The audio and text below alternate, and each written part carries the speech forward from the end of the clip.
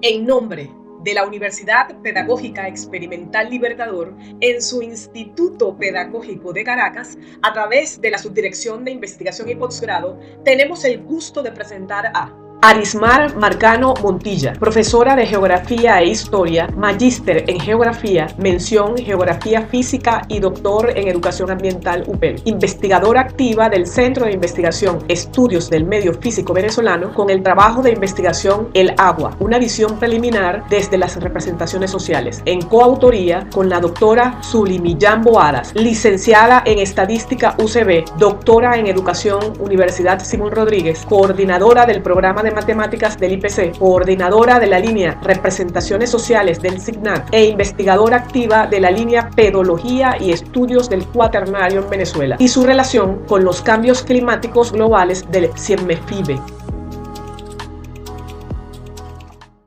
Saludos cordiales a toda la audiencia que hoy nos acompaña.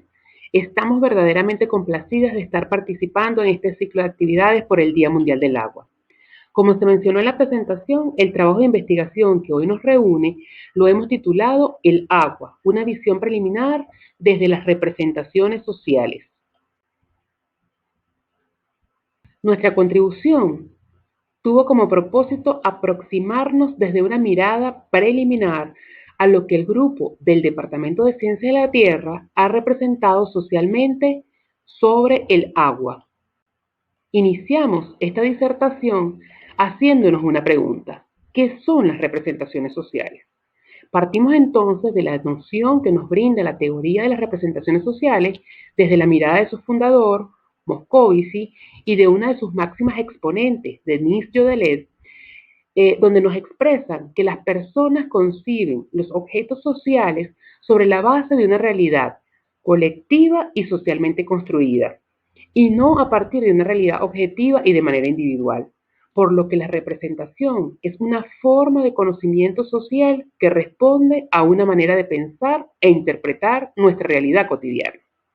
En consecuencia, es un conocimiento desde el sentido común, que da cuenta de cómo nos apropiamos de lo que acontece en la vida diaria, desde lo científico o no, por lo que estas representaciones son socialmente construidas y compartidas. Las representaciones sociales están conformadas por estas tres dimensiones conocidas como información, aptitudes y el campo de la representación.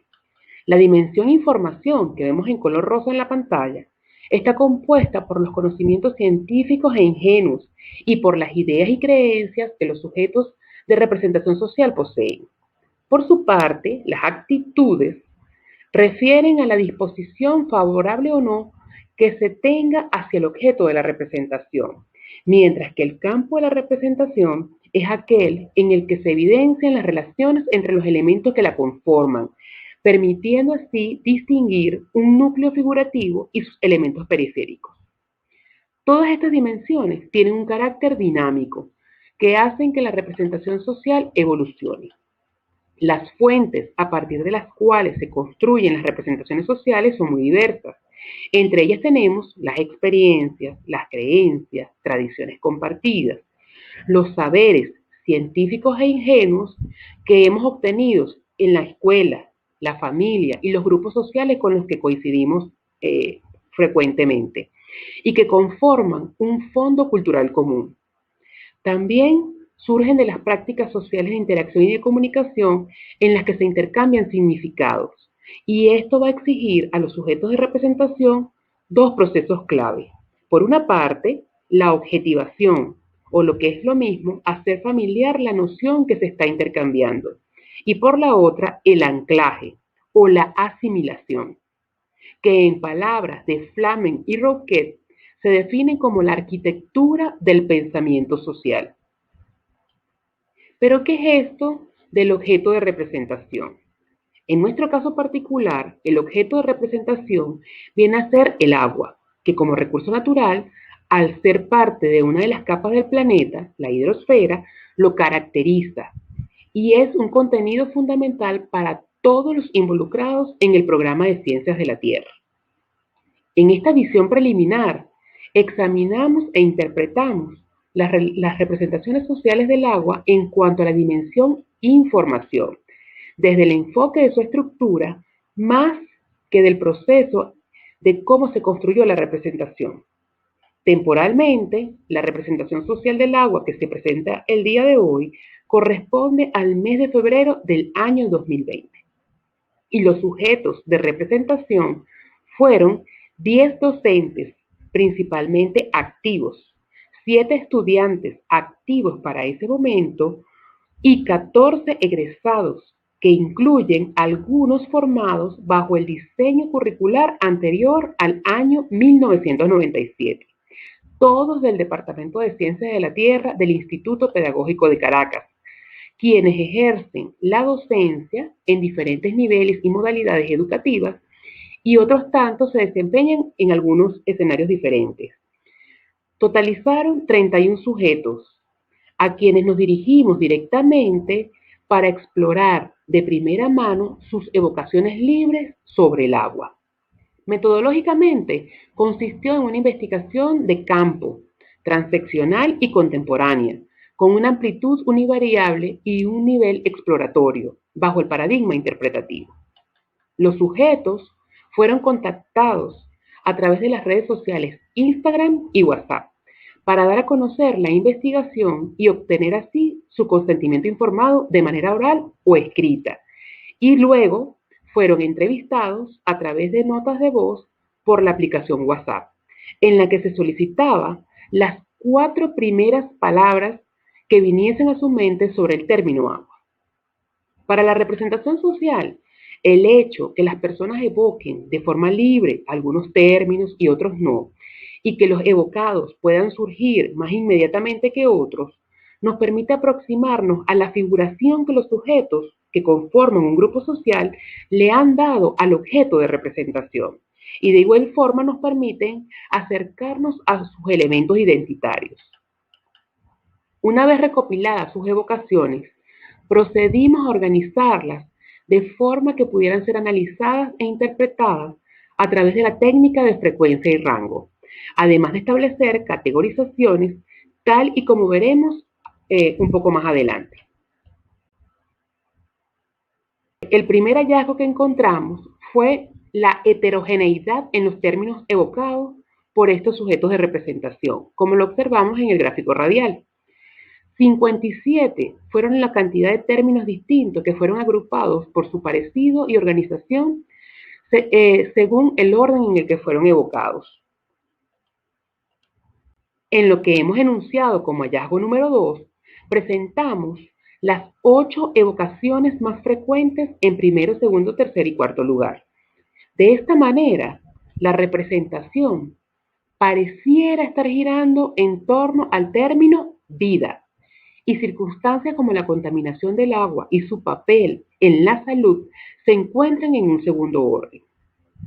Por su parte, la abundancia y los ríos prevalecen en tercer orden, y esto pudiese interpretarse como la imagen espacial de ese planeta azul, el número de redes de drenaje superficial y las amplias franjas costeras que, por ejemplo, tenemos en nuestro país, y que se visualiza en nuestra cartografía como elemento predominante en el paisaje, estrechamente ligado, por cierto, con la formación académica recibida.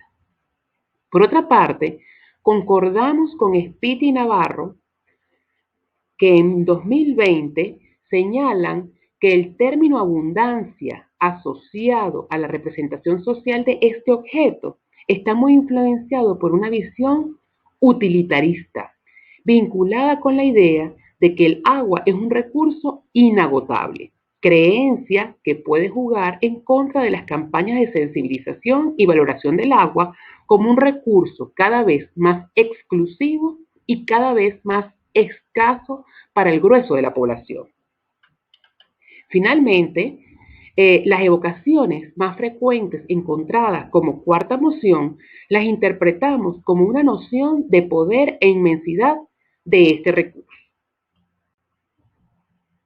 Muy bien, continuamos con los hallazgos y si examinamos lo que hemos etiquetado como hallazgo número 3, las evocaciones sin distingo del orden en el que fueron realizadas, veremos cómo se mantienen algunos elementos mencionados según su rango de aparición, como lo son los términos vida, contaminación, salud y energía. Pero también hay otros que emergen. Tal es el caso de indispensable y recurso.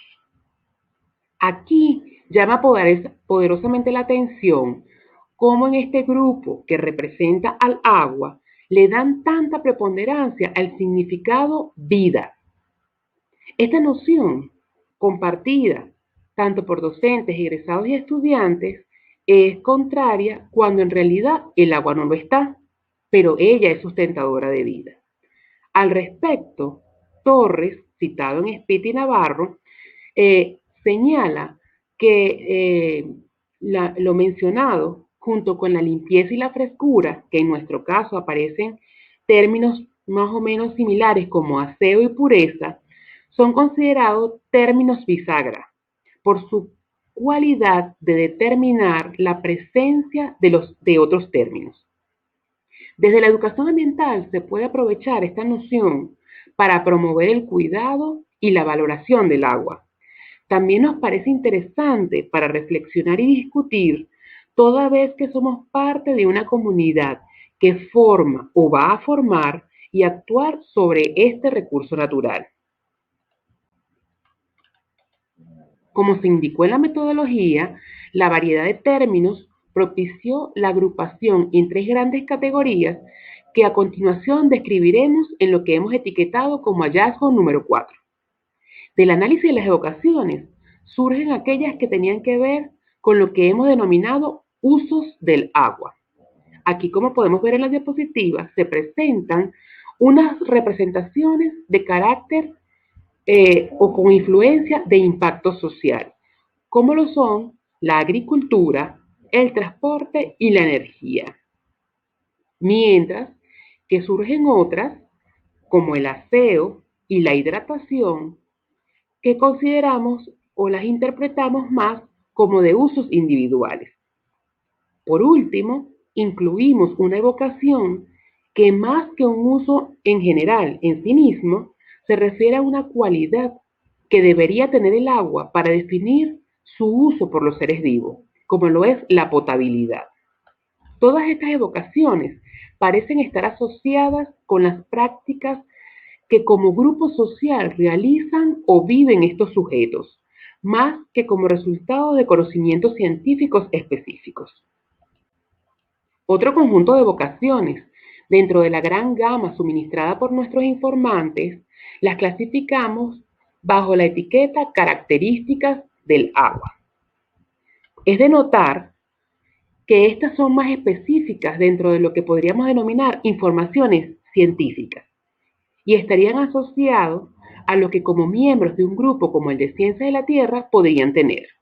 Algunas son propias del área de la físico-química, de la hidrosfera y de la climatología, por ejemplo. Continuando con las evocaciones que interpretamos como atributos del agua, fueron muy diversas. Logramos entonces, a modo de clasificación, agruparlas en 4 categorías definidas como poder, limpieza, bienestar y necesidad.